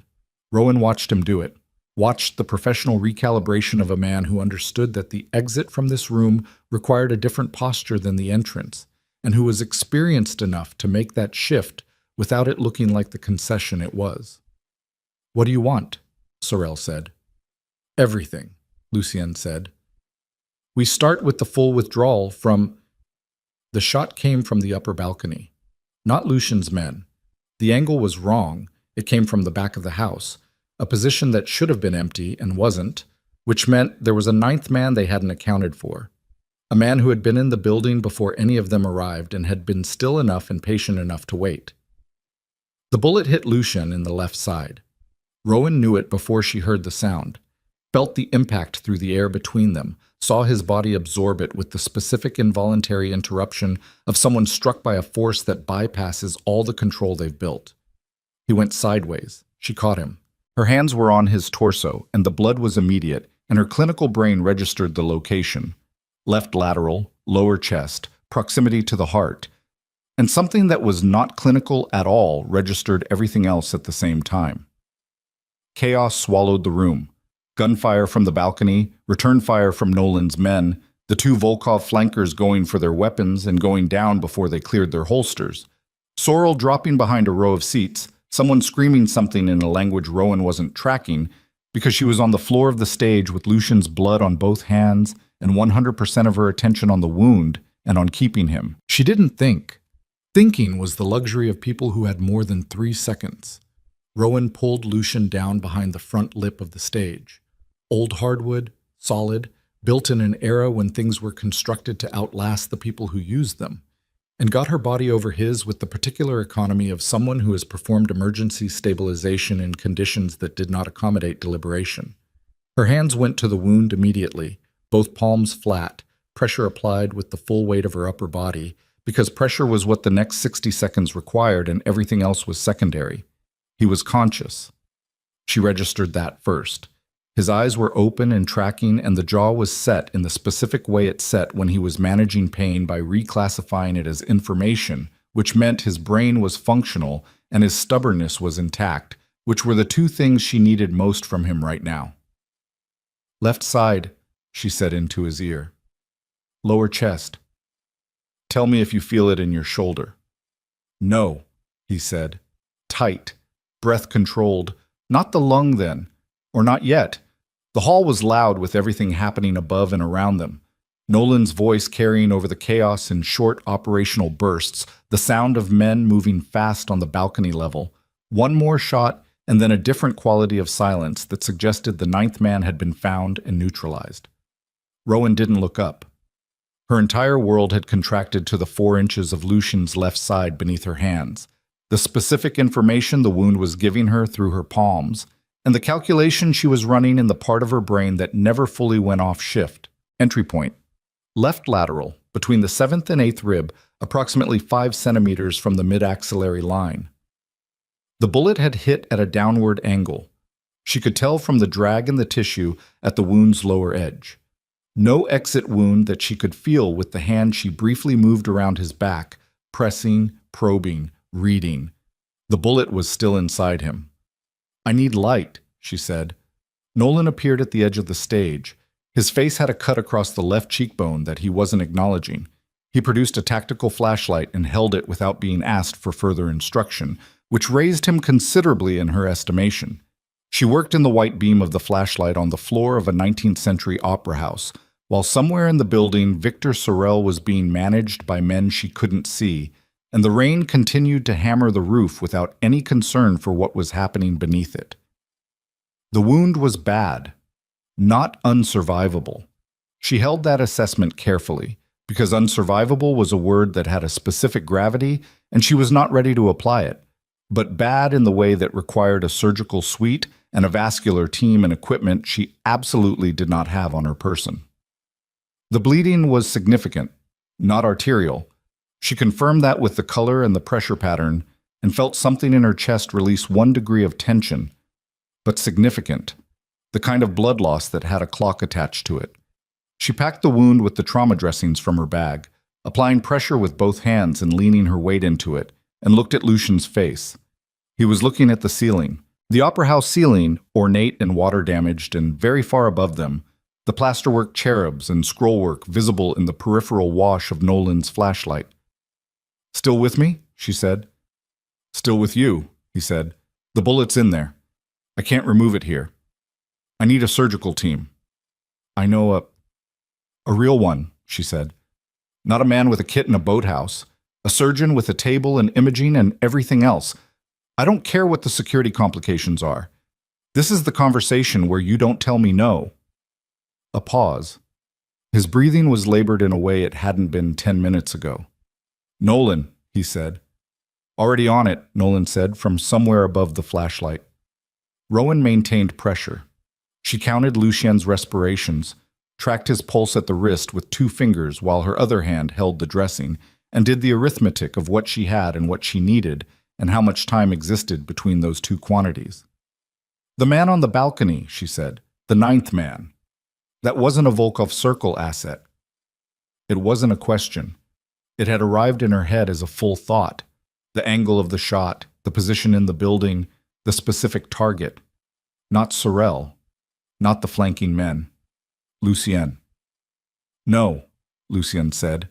His voice was slower than it had been. She increased the pressure. "Reyes," she said. "Reyes gave them the position," Nolan said from above. "But the shooter wasn't Volkov. The Volkov Circle wanted Lucien functional for the negotiation. A dead head of syndicate creates a power vacuum that benefits no one cleanly." He paused. "The shooter was internal, someone who wanted the summit to fail and the leadership gone." "Someone else inside your organization," Rowan said. "Someone who'd been waiting for exactly this kind of exposure," Nolan said. His voice had a quality she hadn't heard in it before. Not quite guilt, but the specific texture of a man examining his own intelligence failures. "We were looking at the Volkov penetration. We weren't looking sideways." Lucien made a sound that was not quite a laugh. "Politics," he said. "Even here." "Don't talk," Rowan said. "Rowan, you have a bullet in your chest and you're losing blood at a rate that makes conversation a poor use of resources." She checked the dressing. "Be quiet." He was quiet. The next 40 minutes were the longest of her life, and she had a catalog of long minutes to compare them against. Nolan got a vehicle to the service entrance. Moving Lucien required 4 men, and the particular kind of coordination that comes from people who have trained for exactly this scenario. And even with all of it, the movement from the stage floor to the vehicle's back seat cost Lucian something visible. A tightening around the eyes, a controlled exhale that she heard as the suppressed expression of pain he refused to perform for an audience. She got in with him, kept pressure on the wound for the entire drive, her hands going numb from the sustained compression, her knees on the seat, her body angled at the particular uncomfortable geometry of emergency care in a moving vehicle. She talked to him, not constantly, not about anything meaningful, just the low-grade ongoing verbal contact that kept him tethered to the frequency of consciousness, rather than the quieter frequency that blood loss and shock can pull a person toward when the noise level drops. She told him about the first patient she'd ever lost. She told him about her grandmother's garden before the assisted living, the roses that her grandmother had grown with a specific and territorial pride. She told him about the Sunday morning when Daniel burned the eggs so badly that the smoke alarm went off and the neighbor knocked to check if they needed help, and Daniel answered the door with a spatula and the particular expression of a man who was not going to acknowledge the smoke behind him. She hadn't talked about that in 3 years. She hadn't said it out loud to anyone. Lucien's hand found her knee in the dark of the back seat and pressed once, briefly, and she kept talking. The surgeon was a woman named Dr. Adeyes Okafor, who worked out of a private facility 40 minutes south of the city, and who clearly had a prior relationship with Nolan that she was equally clearly not pleased about being activated at 4 in the morning. She was in her 50s, direct in the specific way of people who have made enough irreversible decisions under pressure that they've stopped decorating their sentences, and when she looked at the wound, she looked at Rowan instead of at any of the men in the room. "You packed this?" she said. "Yes." "It's good work." She was already moving, directing her team with the minimal word efficiency of a surgeon in operative mode. "How long ago?" 53 minutes. "Blood type?" "O positive," Lucian said from the table. "Of course it is," Okafor said, with the tone of someone who had opinions about dramatic men with convenient blood types. And then she was fully operational, and Rowan was ushered to the waiting area by a nurse who had the practiced gentleness of someone who has moved distressed people out of surgical spaces many times. Rowan sat in a plastic chair in a white hallway and looked at her hands. They were covered in Lucian Moretti's blood to the mid-forearm. She hadn't noticed, in the car, how much. Under the fluorescent lights of the hallway, it was very visible. Dark, already drying at the edges, the particular evidence of a night that had cost more than she'd agreed to pay when she picked up her medical bag and walked out her apartment door. She didn't cry. She sat with her hands in her lap and breathed and did what she had always done, which was wait for the part that came after. Nolan brought her a towel and a cup of coffee and sat in the chair next to her without speaking, which she found she appreciated more than any version of speech would have been. After a while, he said, "He was going to tell you. You don't have to." "I know I don't." He looked at the wall across from them. "I've worked for him for 9 years. In 9 years, I've seen him make decisions that I would not have made and couldn't have made, and the reason the organization is still functional is largely because of the quality of those decisions." He paused. "I've also watched him talk himself out of things that weren't operational problems, things that were just human, things he didn't have a protocol for." He turned his head slightly toward her without fully turning it.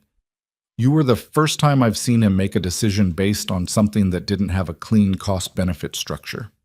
Rowan looked at her hands. "The apartment," she said. "He overruled me on that," Nolan said. "I wanted to approach you directly. Controlled disclosure, offer on the table, your choice. He said you'd run. That you'd been in controlled loss mode for 3 years, and a direct offer from someone like him would read as one more thing coming to take something from you." He paused.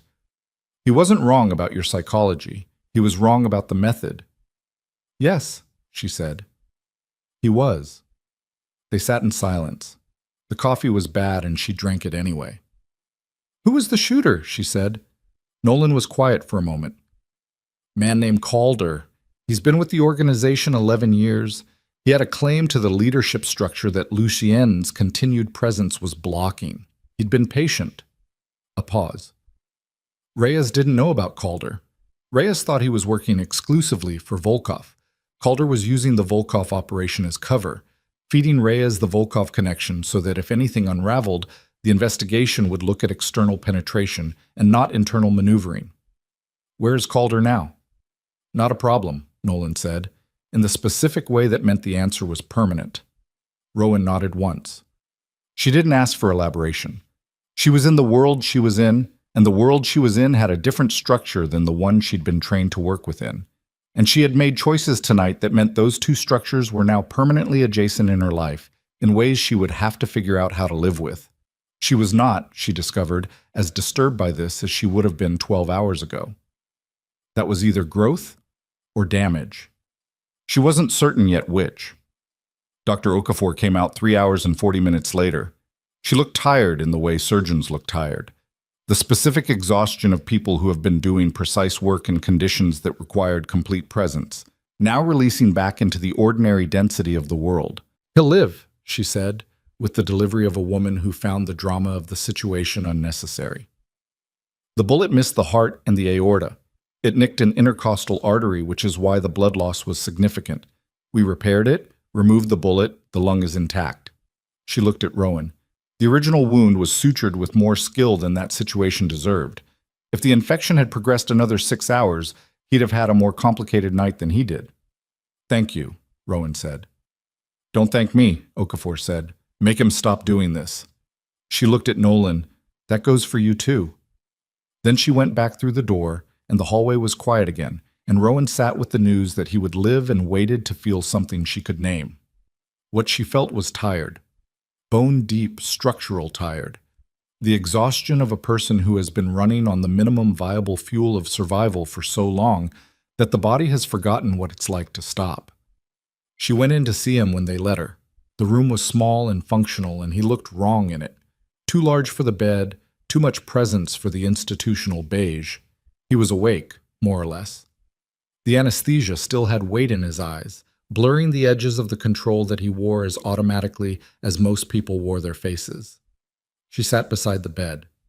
He turned his head and looked at her.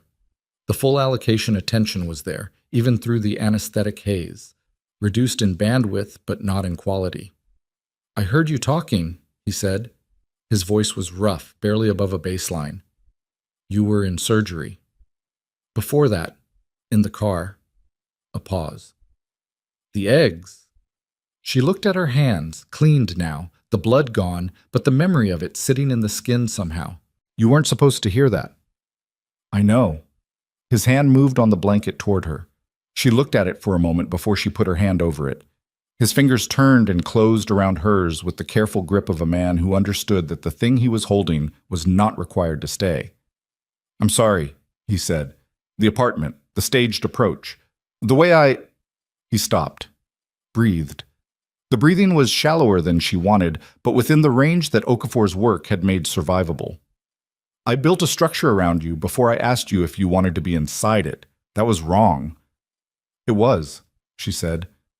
I told myself it was operational necessity. Was it? A long pause. Outside the small window of the recovery room, the sky was doing something.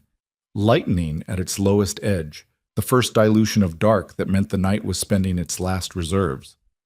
No, he said. Partly. And partly, I didn't know how to approach something I didn't have a protocol for. A nurse, she said. A person, he said, who looked like the world had been taking things from her for a long time, and who was still showing up. His hand tightened slightly around hers. I didn't know what to do with that except build a perimeter around it. Rowan looked at him. The honesty of it, undecorated, slightly ruined by the anesthesia's removal of his usual architectural control, sitting in the air between them like something that had been waiting a long time to be said, landed in her chest and sat there. Victor Sorel, she said. In custody, Lucian said. Nolan's people held him at the Opera House. He'll be transferred before morning to somewhere that creates appropriate motivation for cooperation. He paused. He'll provide documentation of the Volkov Circle's financial structure in exchange for an arrangement that keeps him alive and out of both criminal and federal reach. The arrangement will hold for approximately 6 months, at which point the documentation will have been used sufficiently to make the Volkov organization non-functional, and at that point the arrangement's terms will be reviewed. Reviewed, she said. The people Claire Sutton can identify, he said, the financial pathways, the operational contacts. Sorrell adds to that. Together, it's sufficient for a federal case that doesn't require testimony from anyone inside my organization. She looked at him. You're going to give it to the FBI. I'm going to make it available, he said carefully, through a channel that preserves the anonymity of the source and does not create a direct line between the Moretti organization and federal cooperation.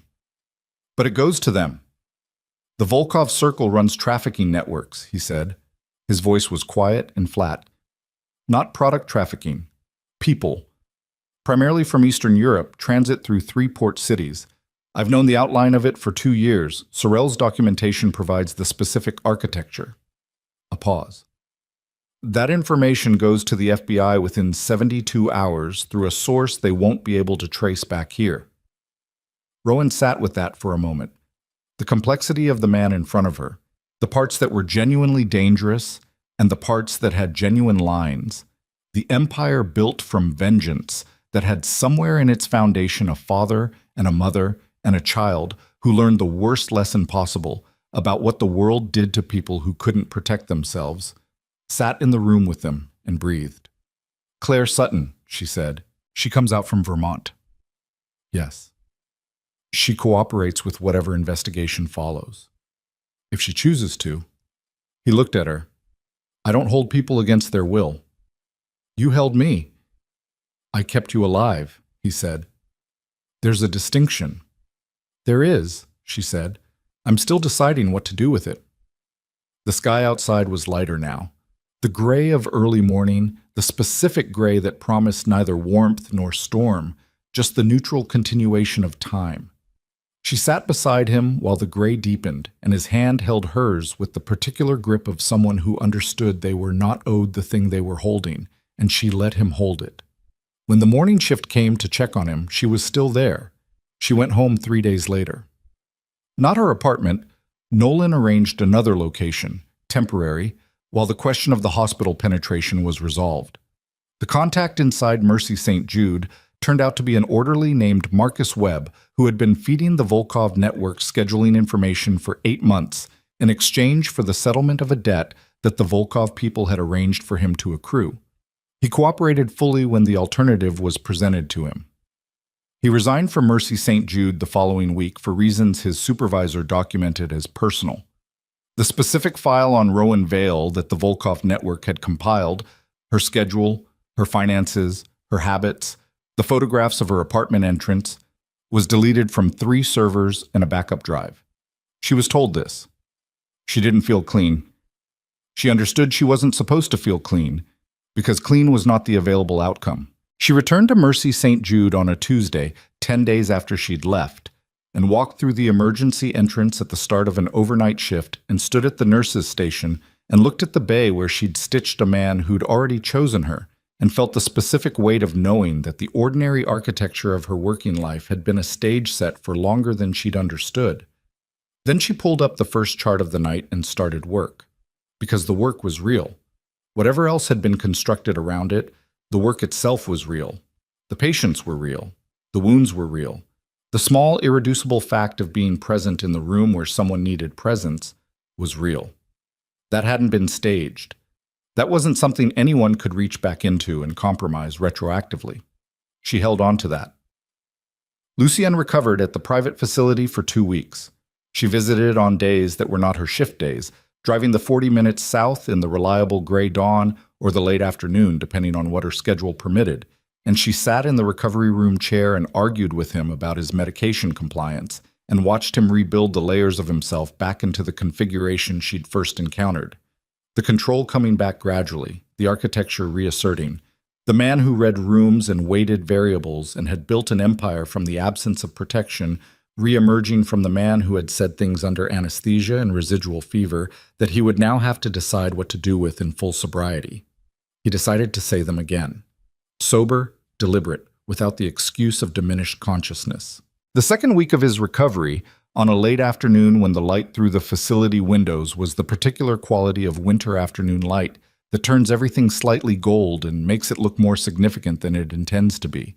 He told her about his parents, not the version she'd heard in The Fever, the clip geographic version, the landscape description, the actual version, what he remembered of them, what he'd kept of them inside a life that had since been built entirely on their absence, his father's voice, his mother's hands. He told her about the 11-year-old boy in a house full of men who had done the worst thing imaginable and then gone about their lives with the specific callousness of people who had decided the thing they'd done was a transaction, settled and closed. He didn't tell it for sympathy. She could tell that from the delivery, flat, precise, making no requests of her emotional inventory. He told it because he'd decided she had the right to know the full architecture of what she was dealing with. She told him about the convenience store, not the clinical version she'd carried for 3 years, the event, the wound, the moment of understanding, the actual version. The thing before, Daniel laughing in the car on the way there, the specific joke he'd made that she couldn't remember the punchline of now and had spent 3 years trying to recover. The thing after, the feeling in her hands for days, the sense memory that wouldn't clear.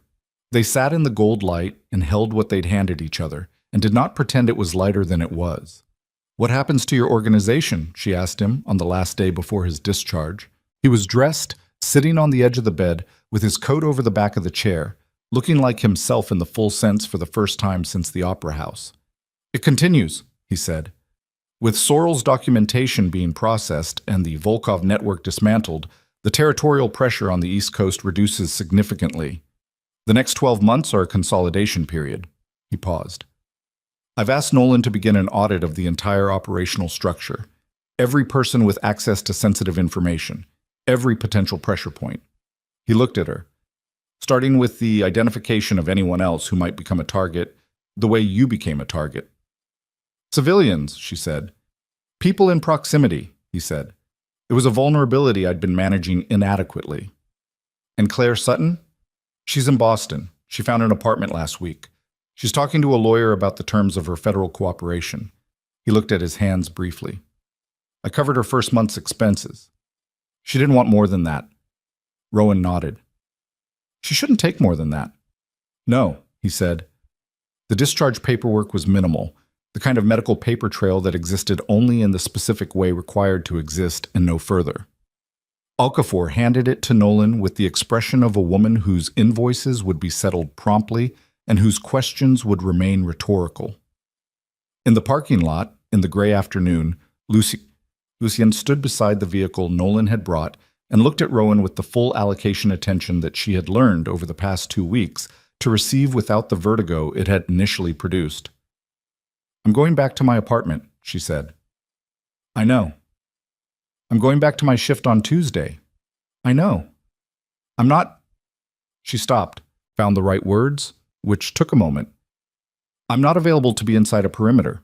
I'm not available to be a protected asset or a managed civilian or anything that has a protocol attached to it." "I know that too," he said. "What I might be available for," she said, "is a conversation. On terms that aren't operational, at a time that I choose, in a location that I choose." He looked at her. Something in his expression was quieter than anything she'd seen on him yet. Not the control quiet of a man managing a situation, but the other kind of quiet. The kind that doesn't have strategy in it. "That's more than I should ask for," he said. "Yes," she said. "It is." She drove herself home in the gray afternoon, hands steady on the wheel, the city reconstituting itself around her as she came back into its geography. She took the route that went past Alston Street, which she hadn't done in 3 years. She didn't stop. She drove past it at a normal speed and looked at the ordinary block with its convenience store and its parked cars and its entirely neutral face and let it be what it was, a place where something happened, a place that existed in the past in the way that the past is always exactly as present as you make it. She made it smaller. Not gone. Smaller. Her apartment smelled like the radiator and the 2-day-old coffee and the leak under the sink that still needed fixing. It was clean. Someone had been through it while she was gone, and she didn't ask who, didn't ask what they'd checked for or cleared. She made new coffee and stood at her window and looked at the street below, where the black SUV had been parked 10 days ago in what felt like a different version of her life. The street was just a street, a pigeon on the opposite sill, regarding the world with its red-edged eye. A delivery truck double-parked. The ordinary insistence of a city on its own continuity. She looked at the number in her phone that Lucien had used to call her that first morning. She looked at it for a long time. She put the phone down, finished her coffee, got her tools from under the sink, and started fixing the leak herself. It took 40 minutes. She cut her thumb once, slightly, on the pipe wrench, and sucked the blood off and kept going. When the leak was sealed, she ran the tap and checked the joint, and ran it again. And when the floor stayed dry, she sat back on the kitchen tile and looked at the cabinet under the sink and felt something she hadn't felt in a long time. Not happiness. Not yet. Or not simply.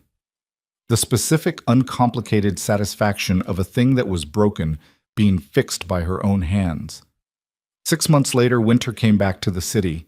It came in the way it always did. First as a smell in the air, then as the kind of cold that gets into the architecture of things.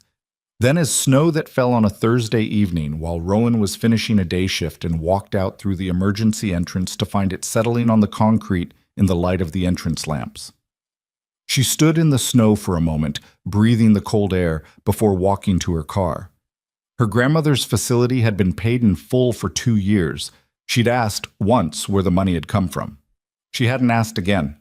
Her grandmother was in a garden therapy program now, growing things in the facility greenhouse, with a focused contentment that Rowan drove 40 minutes to witness twice a month, and which was, without question, the best thing in her life. The leak under her sink had not returned. Her medical bag had a new front pocket, with a new inner lining, which she had checked twice. It was clean. She had, over 6 months, spent time with a man on terms she had set, in locations she had chosen, in conversations that were not operational. She had learned that he made coffee badly and fixed it by adding more of everything, that he owned 3,000 books that he rotated through with the systematic thoroughness he applied to everything, that he slept badly and woke early and stood at windows in the way that people stand at windows when they're watching for things that are no longer coming, that he was capable of silence that was genuinely empty, no calculation in it, no management, just the silence of someone present in a room. That was not nothing. That was, in fact, considerably more than she'd had 3 years to learn about Daniel, which was a thought that arrived without guilt now, most days. The guilt had been a long time dissolving, and it had not dissolved cleanly or completely, but it had dissolved. She thought about survival a lot those 6 months, about the difference between the version of it she'd been practicing, the attenuated, minimal resource, keep-the-lights-on version, and the other version. The version that required more from you.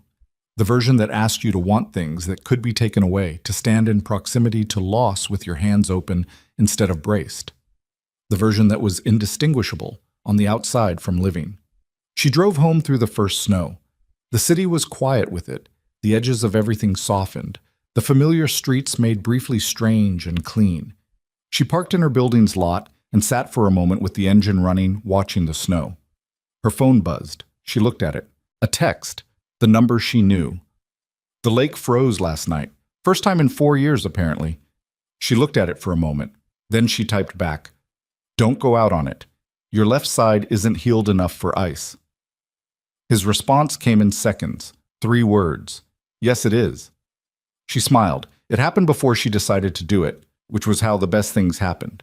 She turned the engine off, walked through the snow to her building, took the elevator to the 4th floor and let herself into the apartment that smelled like coffee she'd made that morning, and a radiator that worked, and a future she had not finished building yet.